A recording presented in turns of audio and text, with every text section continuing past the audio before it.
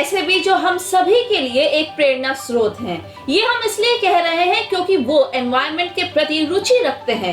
उनकी पूरी छत टेरेस गार्डन के रूप में तब्दील है। जी हाँ, हम बात कर रहे हैं राज्यसभा सांसद श्री हरनाथ सिंह यादव जी की।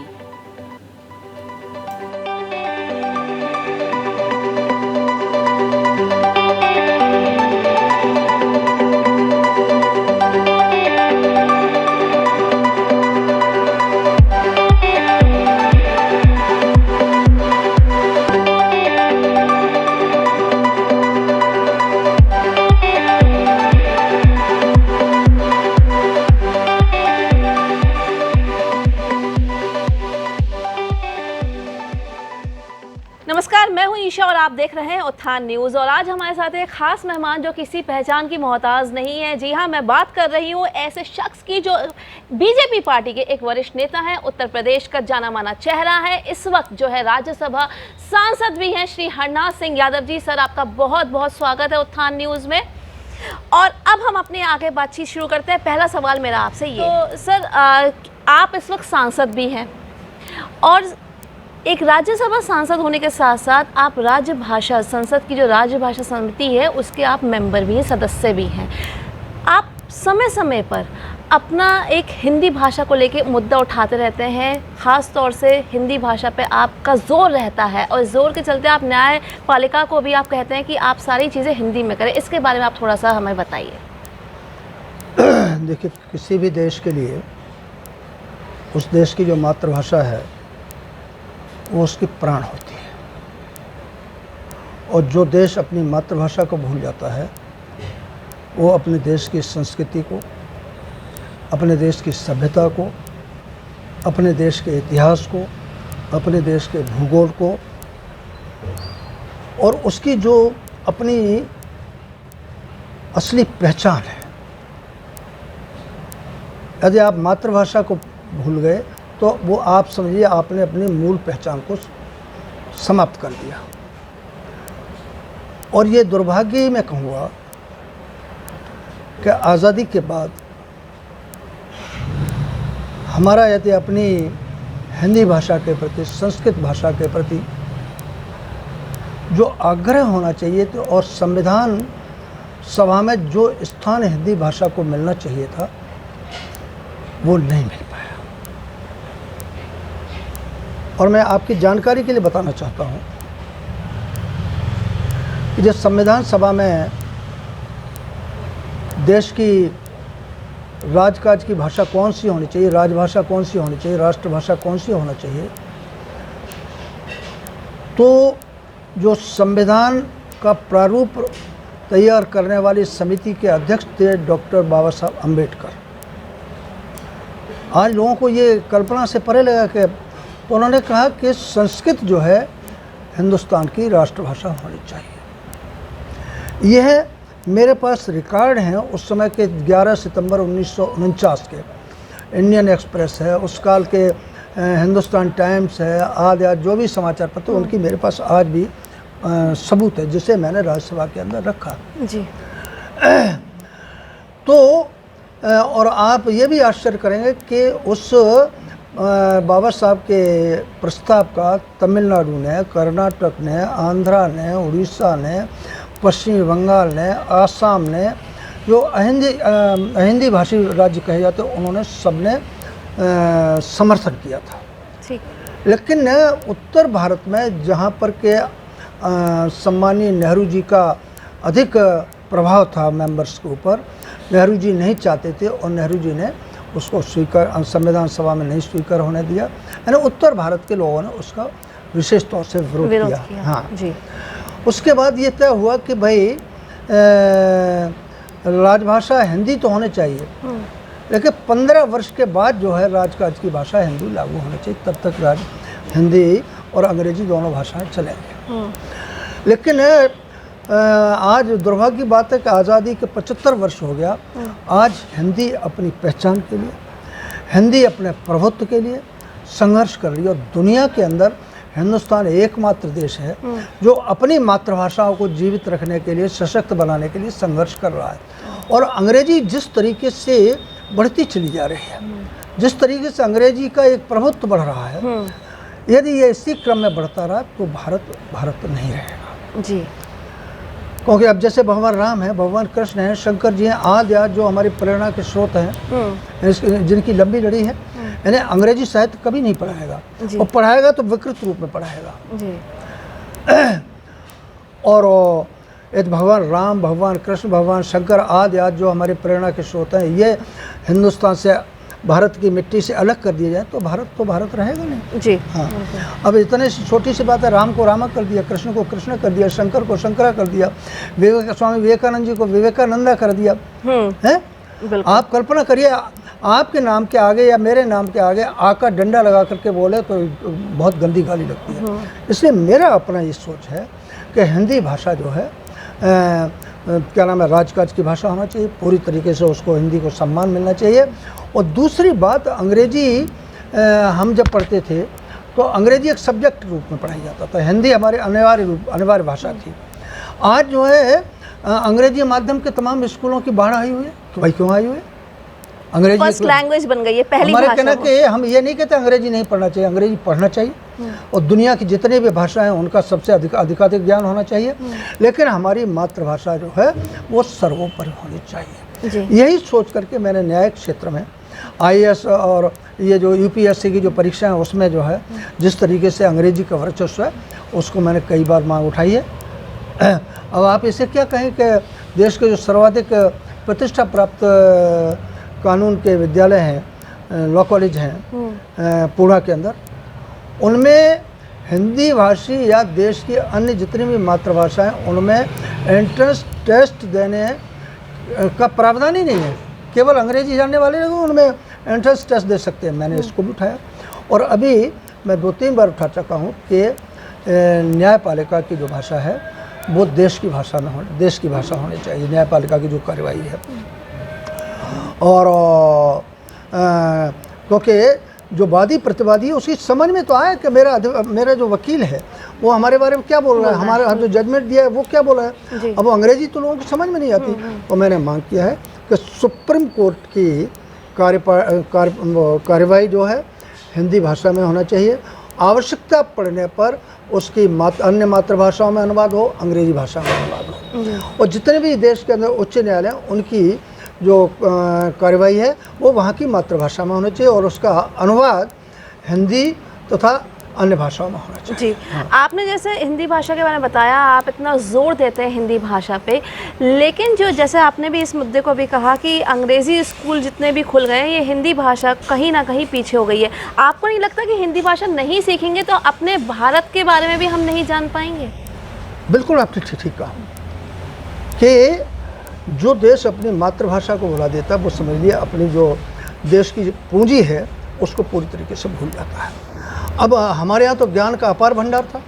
अब जब क्या नाम है, जर्मनी है, जर्मनी का सारी जो टेक्नोलॉजी है, तकनीकी है, वो उन्होंने सब वेदों से ग्रहण किया है। बिल्कुल। और लोग कहते हैं कि सब हवाई जहाज का और मिसाइल का फलाने ने आज ईजाद किया। वो तो पुष्पक विमान पहले ही हमारे यहाँ था। तो पुष्पक विमान, अग्निबाण, क्या नाम है, उस भगवान श्री कृष्ण जी का जो सुदर्शन चक्र क्या था वो मिसाइल थी। हाँ? हम तो, लेकिन हम अपनी जो पुरानी ख्याति है उसको भूल चुके हैं।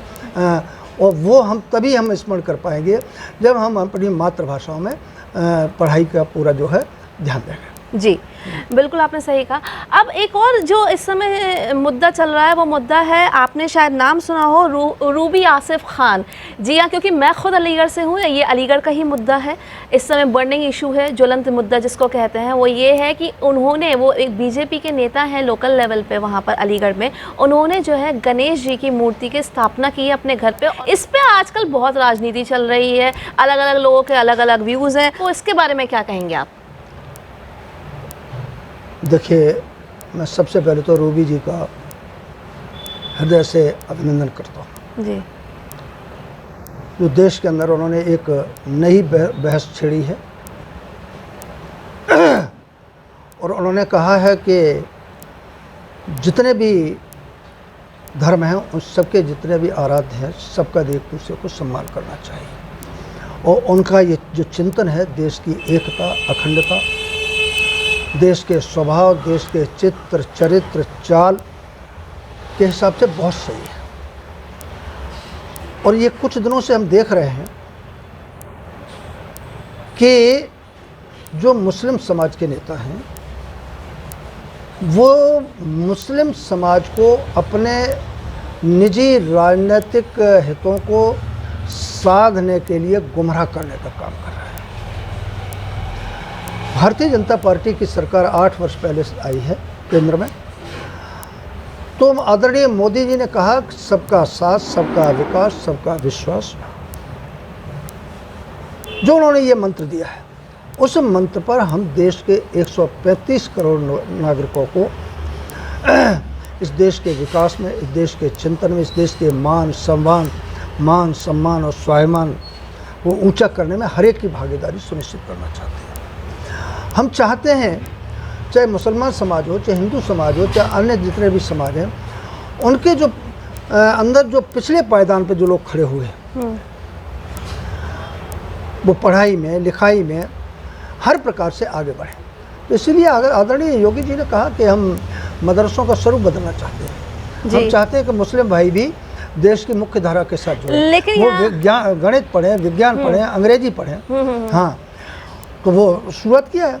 अब अभी जो उन्होंने जो अवैध तरीके से जो मदरसे चल रहे हैं उनकी जांच करा रहे हैं, उसमें ये देखेंगे कि उनके पास पैसा कहाँ से आ रहा है, उनके वो साधन है उनको कहाँ से आए। क्योंकि आज विदेशी ताकतें जो है आज देश को तोड़ने के लिए, देश को बर्बाद करने के, देश के अंदर क्या नाम है, खामखा बिना मतलब के अनेक प्रकार की गलत चीज़ें खड़ा करने के लिए प्रयासरत है।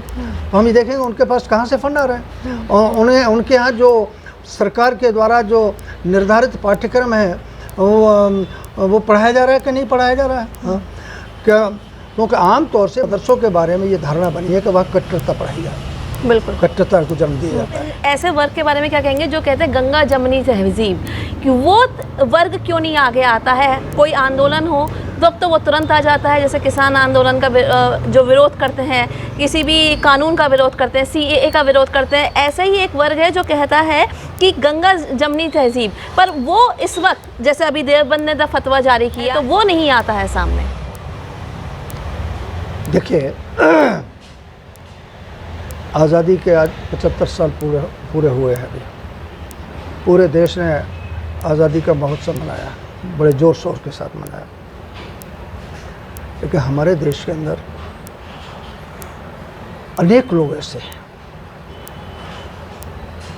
जिनको भारत माता की जय बोलने में कठिनाई है, उनकी जीभ लड़खड़ा जाती है, वंदे मातरम बोलने में कठिनाई है, भगवान राम, भगवान कृष्ण के नाम से जो चिढ़ते हैं, शंकर जी के नाम से चिढ़ते हैं। इस देश की पवित्र मिट्टी की जो सुगंध है उसके प्रति उनके अंदर ईर्ष्या भाव है, शत्रुता का भाव है। और वो ऐसे लोग हैं जो रहते भारत में हैं, खाते पीते यहाँ के, लेकिन उनकी आत्मा कहीं दूसरी जगह है। उनके जो प्रेरणा के केंद्र हैं विदेशों में, वो यहाँ उनको यहाँ ये इस देश को, मिट्टी को उपभोग की मिट्टी समझते हैं, उपभोग की भूमि समझते हैं। हाँ, तो ये और एक बड़ा कुछ ताकतें ऐसी हैं जो इस देश को तोड़ना चाहती हैं, इस देश में बवाल मचाना चाहती हैं, इस देश की संस्कृति और इस देश के चरित्र चाल को बर्बाद करना चाहती हैं। वो नहीं चाहते कि हिंदुस्तान जो है दुनिया के अंदर विश्व गुरु का स्थान प्राप्त करे। लेकिन आदरणीय मोदी जी के नेतृत्व में पिछले 8 वर्षों में हिंदुस्तान ने जो सम्मान प्राप्त किया है दुनिया के मंच पर, हिंदुस्तान ने जो अपनी शाख बढ़ाई है, हिंदुस्तान जो एक भिन्न क्षेत्रों में सिरमौर बन के खड़ा हो रहा है, और ऐसा लग रहा है, लोग महसूस कर रहे हैं कि आए दिन एक न एक जो है हिंदुस्तान अपनी खोई हुई प्रतिष्ठा जो विश्व गुरु की उसे प्राप्त करेगा। आज मोदी जी को देश एक अद्भुत अलौकिक एक नेतृत्व प्राप्त हुआ है, जो दुनिया उनका लोहा मान रही है। अनेक जो है अभी जो सर्वे हुए हैं, अमेरिका के किसी संस्था ने सर्वे किया है, कई वर्षों से वो जो है सर्वोच्च सबसे ज़्यादा उनको प्रतिष्ठा निकल के आई है।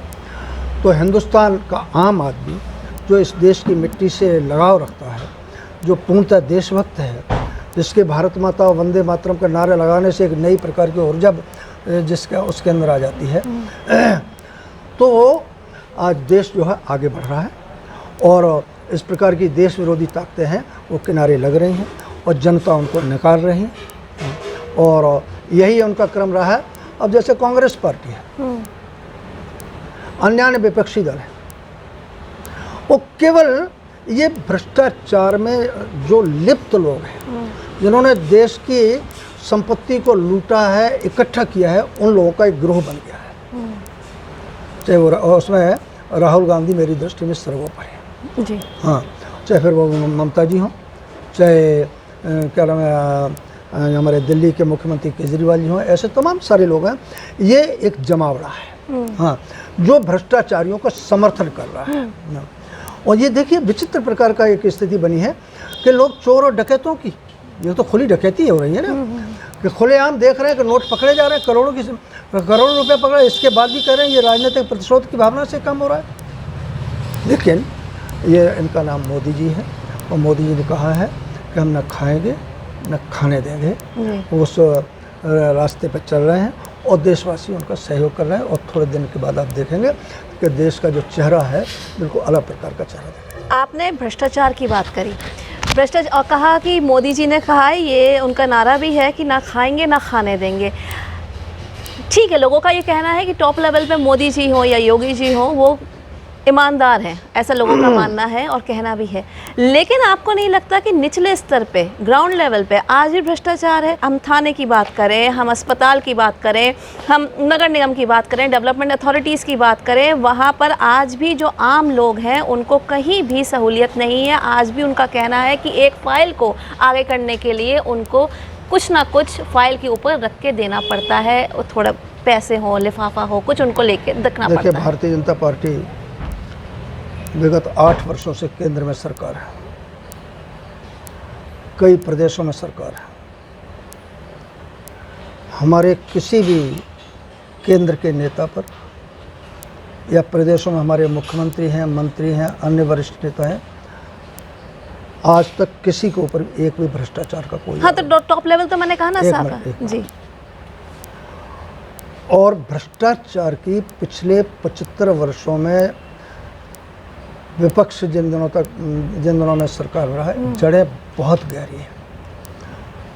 लेकिन आदरणीय मोदी जी उन जड़ों को, भ्रष्टाचार के जो स्रोत हैं, नाली हैं, गंदी नाली है, उनको काट रहे हैं। और यह छोटी मोटी बात नहीं है कि भारतीय जनता पार्टी के किसी भी विगत 8 वर्षों में किसी भी मंत्री पर, मुख्यमंत्री पर भ्रष्टाचार के आरोप नहीं लगते। और सारी बुराई या अच्छाई ऊपर से नीचे को चलती है, एक अच्छाई ऊपर से चली है हाँ। और जितने भी भारत सरकार की जो योजना है, आपको स्मरण होगा राजीव गांधी जी ने कहा था कि हम 1 रुपया दिल्ली से भेजते हैं और पहुंचते पहुंचते जब लाभार्थी के पास पहुंचता था केवल उसकी कीमत 15 पैसा रह जाती है। हम ये कहते हैं, दावे के साथ कहते हैं कि आदरणीय मोदी जी दिल्ली से 1 रुपया नीचे के लिए भेजते हैं तो उसमें से 99 पैसे नहीं, 100 का 100 पैसा पहुंच रहा है। उदाहरण के लिए किसान सम्मान निधि है, किसान सम्मान निधि के अंदर 3 किस्तों में हम 6000 रुपया देते हैं हाँ, 1 पैसे का कहीं कोई सीधे उसके खाते में जाता है। अच्छा, चाहे ये आवास विकास है या अन्य तमाम योजनाएं हैं हाँ, सीधा लाभार्थी के खाते में जा रहा है, उसमें किसी प्रकार का कोई करप्शन नहीं है। अब ये जो आप बता रहे हैं ऑफिस में है, मैं स्वीकार करता हूँ, लेकिन लोगों को जो अवैध संपत्ति इकट्ठी कर रहे हैं, गलत तरीक़ों से जो पैसा पैदा कर रहे हैं, रिश्वतखोरी से, दलाली से, अन्य स्रोतों से, उनके अंदर एक भय व्याप्त हुआ है। आप क्या समझते हैं? ये तमाम जो बड़े बड़े लोगों के ऊपर ये छापे पड़ रहे हैं, केस पकड़ा जा रहा है, ये असाधारण, असामान्य बात है। लेकिन तो एक इसकी ये सही है कि भ्रष्टाचार की जड़ें बहुत गहरी हैं और इनको काटने के लिए, तोड़ने में समय लगेगा, लेकिन एक अच्छी शुरुआत हुई है, ये पूरा देश जो है महसूस कर रहा है। इस भय की वजह से, आपने जो अभी भय की बात करी है, सवाल ही मैं आपके जवाब से ही सवाल निकाल रही हूँ। ये जो भय की बात करिए, इस भय की वजह से ही भ्रष्टाचार जो है दोगुना हो गया है अब, क्योंकि ऊपर मोदी जी और योगी जी का डर दिखा के जितने भी, मैं सबको तो नहीं कहूँगी, लेकिन अधिकारी जो हैं वो पैसा डबल ले लेते हैं। ऐसा है, अभी कुछ ढीठ लोग हैं लेकिन उनका भी इंतजाम जल्दी होगा। जी, एक आखिरी सवाल, वो सवाल ये है जैसे कि अभी नोएडा में ट्विन टावर्स को ध्वस्त किया गया है, ऐसे ना जाने कितने इलीगल कंस्ट्रक्शंस हैं हमारे यहाँ, तो इन इलीगल कंस्ट्रक्शंस को जब बनाया जाता है उसी वक्त वो अधिकारी भी क्यों नहीं पकड़े जाते, क्योंकि आपको भी मालूम है कि बिना अधिकारियों के मिली भगत से, बिना उनकी मिली भगत से तो ये नहीं बन सकते हैं जितने भी इलीगल कंस्ट्रक्शंस हैं, तो उसी वक्त क्यों नहीं उसको रोका जाता। और अब जैसे कि इलीगल कंस्ट्रक्शंस पकड़े जा रहे हैं, उनको ध्वस्त किया जा रहा है या उनको हटाया जा रहा है बुलडोज़र से जैसे कि, तो उन अधिकारियों को भी क्यों नहीं सज़ा मिलती है, सिर्फ लोगों को ही क्यों, या बहुत हद तक जो है जो बिल्डर्स होते हैं उनको ही क्यों नहीं? देखिए ईशा जी, 2014 से पहले की आप जानकारी करिए। 2014 से पहले प्रातःकाल जब समाचार पत्र आते थे तो सबसे पहले लोग ये देखते थे आज कौन सा आज भ्रष्टाचार का खुलासा हुआ, भ्रष्टाचार आया। और दुनिया में हमारी जो छवि बनी थी, एक घोटाले का देश है भारत, ऐसी एक छवि बनी थी। तो अब ये एक शुरुआत तो हुई है ना, एक संदेश तो गया है। और बिल्कुल मैं आपकी इस बात से सहमत हूँ कि जिन अधिकारियों की साठगांठ से कोई भी अवैध ये निर्माण हुए हैं उनके खिलाफ एक जांच होनी चाहिए।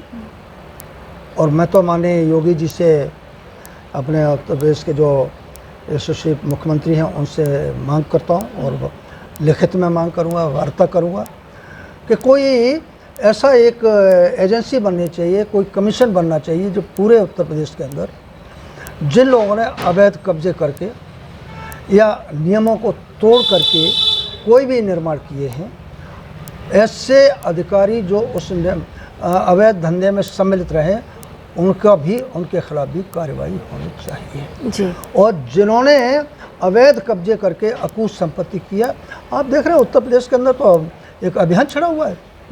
केवल ये ट्विन टावर के नहीं है, तमाम बुलडोजर बाबा जो हैं सबको ठीक करते चले जा रहे हैं। बुलडोजर, और पूरा देश जो है बुलडोजर संस्कृति को अपना रहा है। कहीं पर भी चले जाए, चाहे आसाम चले जाए, चाहे मध्य प्रदेश चले जाए, चाहे कर्नाटक चले जाइए, हाँ बुलडोजर चल रहे हैं। बुलडोजर बाबा को लोग याद करते हैं, बुलडोजर बाबा को बुलाओ जिस काम को ठीक करने के लिए। तो उत्तर प्रदेश जो है इस मामले में अग्रणी भूमिका निभा रहा है और मैं आदरणीय अपने मुख्यमंत्री श्री योगी आदित्यनाथ जी का अभिनंदन करता हूं कि उत्तर प्रदेश के अंदर जिस तरीके से उन्होंने परिवर्तन के बयार, परिवर्तन की हवा चलाने की कोशिश किया, उसमें उनको सफलता मिली है। इसके लिए मैं उनका अभिनंदन करता हूँ। जी, आपके समय के लिए, आपके टाइम के लिए बहुत बहुत धन्यवाद कि आपने हमारे चैनल को समय दिया। और इसी तरीके से हम आप उम्मीद करते हैं कि आप जो है नए नए मुद्दे राज्यसभा में उठाते रहें, जिससे कि हमारा देश तरक्की की ओर बढ़े। चलिए, बहुत बहुत धन्यवाद। जी, बहुत बहुत धन्यवाद श्रोता, देखते रहिए उत्थान न्यूज़ ईशा के साथ।